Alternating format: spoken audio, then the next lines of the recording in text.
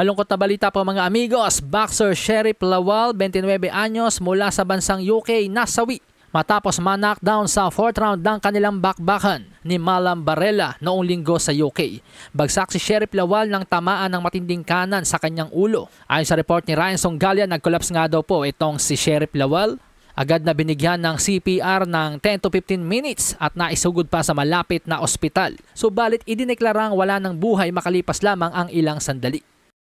Samantala sa iba pang balita mga amigos, minahi ka na naman po ni Mauricio Sulaiman ng WBC ang rankings sa Super Welterweight Division. Kaya't naka-question at nababash na naman po ang WBC sapagkat in-elevate na po ng WBC si Errol "The Truth" Spence bilang WBC number 1 contender sa Super Welterweight Division kahit hindi pa lumalaban. Paakyat pa lamang sa Super Welterweight Division si Spence. Wala naman po sanang kaso dyan mga amigos kung si Errol Spence sana yung kampiyon sa kanyang pinanggalingang dibisyon. Ang kaso, binugbog po itong si Errol Spence ni Terence Crawford sa Welterweight Division. Natalo via TKO.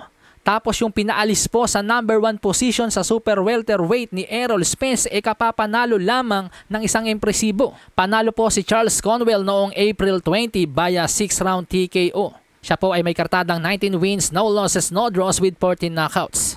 Kaya naman parang unfair ito para kay Charles Conwell. Alam naman ng lahat mga amigos na kapag si Errol Spence ang lumaban, malaking pera po ang involved dyan. 3% ang WBC dyan. Kaya naman ginamit lahat ni Mauricio Sulaiman ang kanyang kapangyarihan upang iupo itong si Errol Spence bilang number 1 contender kay Sebastian Pondora dahil alam nilang mas malaki ang kikitain nila sa Pondora versus Spence kesa sa Pondora versus Conwell. Samantala ayon sa report ni Salvador Rodriguez ng ESPN Mexico, nakatakda daw pong mag-anunsyo ng kanyang exhibition match si Floyd Money Mayweather sa May 15. Kanya daw pong makakasagupa si Victor Vicious Ortiz sa August 24, Plaza de Toros, Mexico. Kung ating nga pong matatandaan, ito pong si Victor Ortiz ay tinalo na po ni Mayweather sa professional noong 2011 via 4th round knockout. Malasahin ang baraha, patunayan mo sa'kin ha. Sino man ang mabunot na kalaban, di ka tatakbo ha. Sa bayan ko sa bayan,